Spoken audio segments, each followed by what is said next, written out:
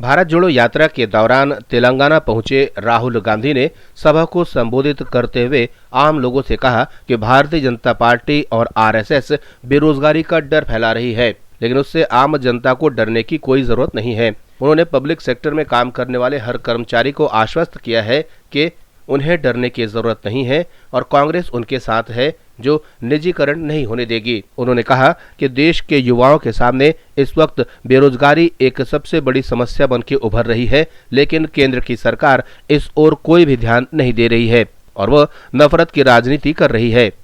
RSS और BJP नफरत, हिंसा और डर फैला रहे हैं। वो लोगों को डराते हैं, भय फैलाते हैं और फिर हिंसा और नफरत की राजनीति करते हैं। सबसे पहले वो पूरे देश में बेरोजगारी फैलाते हैं। ये गलती से नहीं होता, ये जानबूझ के किया जाता है, क्योंकि इससे लोगों के दिल में भय पैदा होता है, डर पैदा होता है।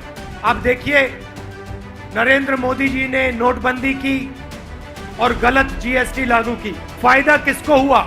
लाखों करोड़ों लोग बेरोजगार हो गए। मुझसे युवा मिलते हैं, मैं उनसे पहला सवाल पूछता हूं, क्या पढ़ाई की? कोई कहता है इंजीनियरिंग की, कोई कहता है सॉफ्टवेयर इंजीनियरिंग की, कोई कहता है एमबीबीएस किया, कोई कहता है आईएएस के लिए पढ़ाई कर रहा हूं। फिर मैं उनसे पूछता हूं, यूनिवर्सिटी के बाद, कॉलेज के बाद क्या करोगे? इंजीनियर बनोगे? सन्नाटा छा जाता है, चुप हो जाते हैं। रोजगार नहीं मिल सकता, इंजीनियर नहीं बन सकते, यह आपकी सच्चाई है। तेलंगाना में युवा इंजीनियरिंग की पढ़ाई करता है, आईएएस की पढ़ाई करता है, उसके माता पिता लाखों रुपए शिक्षा में डाल देते हैं, private university, private school, private college में, और फिर 15-20 साल पैसा देने के बाद जिसने इंजीनियरिंग का सपना देखा वो मजदूरी करता है, और लेबर नहीं करता, मजदूरी नहीं करता तो उबर चलाता है। ये तेलंगाना की और हिंदुस्तान की आज सच्चाई है। सड़क पे ऑर्डिनेंस फैक्ट्री के लोग मुझसे मिले, उससे पहले भारत डायनामिक्स के लोग मिले, BHEL के लोग मिले। ये हिंदुस्तान की पूंजी है।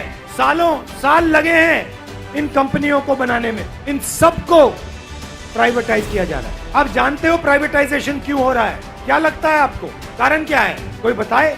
भाई और बहनों, इन कंपनियों के पास हजारों एकड़ जमीन है। BHEL के पास हर स्टेट में कुछ ना कुछ जमीन है। जो हमारे दलित भाई हैं, आदिवासी भाई हैं, उनकी जमीन छीनी जाती है, जमीन का हक नहीं दिया जाता, और जो सरकारी जमीन है वो अपने मित्रों को दे रहे हैं। ब्यूरो रिपोर्ट, जनता से रिश्ता।